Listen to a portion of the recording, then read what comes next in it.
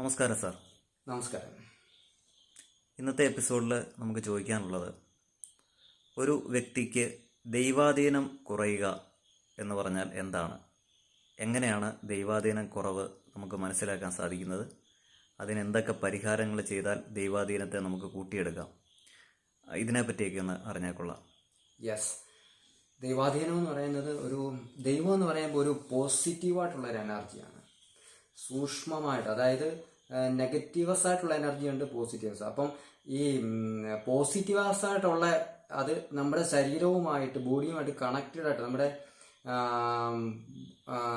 അതായത് നമ്മുടെ ചില ദൈനംദിന പ്രവൃത്തികൾ, അവയെ ഇച്ചിരൂടി നമ്മുടെ തൊഴിൽ സംബന്ധമായിട്ടുള്ള കാര്യങ്ങൾ, അതുപോലെ തന്നെ വിദ്യാഭ്യാസ സംബന്ധമായ കാര്യങ്ങൾ, മറ്റ് നമ്മൾ ചെയ്യുന്ന അനേകം പ്രവൃത്തികൾ, എല്ലാത്തിനെയും അതിനെ ഒരു പോസിറ്റീവായിട്ടുള്ള ഒരു ഗുണങ്ങൾ നമ്മുടെ ശരീരത്ത് ക്രിയേഷൻ ആയെങ്കിൽ മാത്രമേ നമുക്ക് അതുകൊണ്ട് ഗുണം അതിൻ്റെ മെച്ചപ്പെടുത്തി എടുക്കാൻ സാധിക്കത്തുള്ളൂ.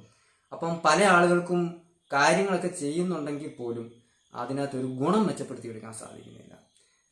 അപ്പം അതിൻ്റെ ആ ചെയ്യുന്ന കാര്യങ്ങൾക്ക് ശരിക്കൊരു ഫലവത്താകുന്നില്ല. അത് പിന്നെ ആ വ്യക്തിയിൽ തന്നെ പല തടസ്സങ്ങൾ, അങ്ങനെയൊക്കെയുള്ള കാര്യങ്ങളൊക്കെ ഉണ്ടാവുകയും കാര്യങ്ങൾ നേടിയെടുക്കാനായിട്ട് താമസങ്ങൾ, ചില ആൾക്കാർക്കുണ്ട് ചില കാര്യങ്ങൾ നേടിയെടുക്കാൻ വേണ്ടിയിട്ട് തടസ്സങ്ങൾ ഉണ്ടാവുക. അതായത് കൂടുതൽ നാളത്തേക്ക് അത് നീട്ടി വെക്കേണ്ടതായിട്ടോ നീണ്ടു പോകുന്നതായിട്ടോ അങ്ങനെയുള്ള ചില പ്രശ്നങ്ങളൊക്കെ ഉണ്ടാകുക.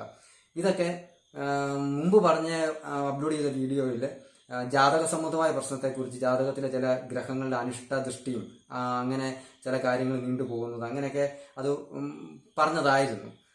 ഇപ്പം ഈ ദൈവാധീനത്തിന്റെ കുറവ് കൊണ്ട് ഒരു വ്യക്തിക്ക് അതിന്റെ ആ പോസിറ്റീവായിട്ടുള്ള ഗുണങ്ങൾ ഇല്ലാതെ വരുമ്പോഴത്തേക്കും ഇതും ചില കാര്യങ്ങൾ ഗുണങ്ങളായിട്ടുള്ളതൊക്കെ ചെയ്തുകൊണ്ടിരിക്കുന്നതും അത് നീണ്ടു പോകുന്ന ഒരു അവസ്ഥയാണ്.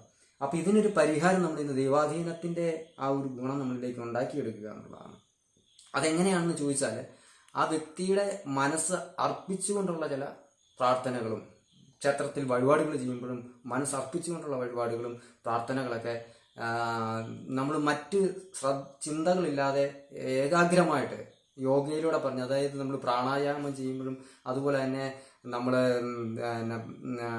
വജ്രാസനം, ഇങ്ങനെ വജ്രാസനത്തിൽ ചെയ്യുന്നതും പത്മാസനത്തിൽ ചെയ്യുന്നതും, അങ്ങനെ ആ യോഗ ക്രിയകളുടെ നമ്മൾ ഇതിനകത്ത് ലയിപ്പിച്ച് പറഞ്ഞാൽ നമ്മൾ ആ ഓക്സിജൻ നമ്മൾ എടുക്കുമ്പോൾ, പ്രാണായാമം ചെയ്യുമ്പം നമ്മൾ ശ്രദ്ധിക്കേണ്ട ഒരു കാര്യം എന്ന് പറയുന്നത്, ആ മുഖിക്കൂടി എടുക്കുന്നത്, അത് ആ വായുവിനെ നമ്മളെടുക്കുന്ന ആ ഓക്സിജനെ മാത്രം വെളിയിൽ നിന്ന് എടുക്കുന്നതിനെ പുറത്തേക്ക് വിടുന്നതിനെ, അങ്ങനെ അതിലേക്ക് മാത്രം കോൺസെൻട്രേറ്റ് ചെയ്ത് യോഗ ചെയ്യണം എന്നുള്ളതാണ്. ആ യോഗ ചെയ്യുമ്പോൾ എങ്ങനെയാണോ ആ യോഗയിലേക്ക് മാത്രം കോൺസെൻട്രേറ്റ് ചെയ്ത് ചെയ്യുന്നത് പോലെ നമ്മൾ ആ സമയത്ത് മറ്റു ചിന്തകളൊന്നും ഉണ്ടാകാൻ പാടില്ല. അപ്പം എന്ന് പറഞ്ഞാൽ ദൈവികമായിട്ടുള്ള കാര്യങ്ങൾ ചെയ്യുമ്പോൾ പ്രാർത്ഥന ഇങ്ങനെയുള്ള ഏകാഗ്രമായിട്ട് ശരിക്ക് അർപ്പിച്ച് നമ്മളത് ചെയ്യുക എന്നുള്ളതാണ്.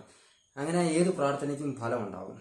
അതുപോലെ തന്നെ നമുക്ക് വേണ്ടിയ കാര്യങ്ങൾ, പലരും പ്രാർത്ഥിക്കുന്നുണ്ട്, പക്ഷേ അത് വേണ്ടിയ കാര്യങ്ങൾ, ആവശ്യമുള്ള കാര്യങ്ങൾ, ഒരുവന് ആവശ്യമുള്ള കാര്യങ്ങൾ പറഞ്ഞ് ചെയ്യാത്തത് കൊണ്ടും, അതായത് നമുക്ക് ഇന്ന കാര്യങ്ങൾ നേടിയെടുക്കണമെന്നും ഗുണമായിട്ടുള്ളത്, അത് ഇന്നത് നമുക്ക് നേടിക്കിട്ടണമെന്നുള്ളത്, ആ ഒരു ആവശ്യം കൂടി നമ്മളതിനകത്ത് പ്രാർത്ഥനയ്ക്ക് ശേഷം ധനം ഉണ്ടാകണമെന്നുള്ളതും, അതുപോലെ തൊഴിൽ തടസ്സങ്ങളുമാകാനും, ചെയ്യുന്ന തൊഴിൽ അതിനകത്ത് അഭിവൃദ്ധി ഉണ്ടാകണം. അപ്പം അങ്ങനെയുള്ള കാര്യങ്ങൾ നമ്മൾ ദൈവത്തിലേക്ക് പറയുമ്പോൾ ആ ദൈവത്തിൻ്റെ ഒരു എനർജിയാണ് അത് ഇങ്ങനെ മുഖരിതമായിട്ട് നമ്മുടെ ആ പ്രാർത്ഥനയുടെയും അതുപോലെ തന്നെ നമ്മൾ പറച്ചിലും എല്ലാം തന്നെ അന്തരീക്ഷത്തിൽ വ്യാപകം. അപ്പോൾ ആ ഒരു തിരിച്ച് നമ്മളത് പറയുമ്പം അന്തരീക്ഷത്തിൽ തന്നെ ഒരു ശക്തി, അവിടെ നമുക്ക് റിട്ടേൺ, നമുക്ക് ഇതിൻ്റെ ഫലം തരാൻ കിട്ടുന്നുണ്ട്. ആ ഫലം തരാൻ കിട്ടുന്ന ആ ശക്തിയാണ് നമുക്ക് കിട്ടേണ്ടത്, ഫലമാണ് നമുക്ക് കിട്ടേണ്ടത്. അപ്പം ആ ഫലം കിട്ടാൻ വേണ്ടി നമ്മൾ തീർച്ചയായിട്ടും അങ്ങനെ ചെയ്യുന്നത് ഏറ്റവും നല്ലത് തന്നെയാണ്. അത് ഒരു പ്രാവശ്യം പറഞ്ഞാലൊന്നും ഫലം കിട്ടണമെന്നില്ല.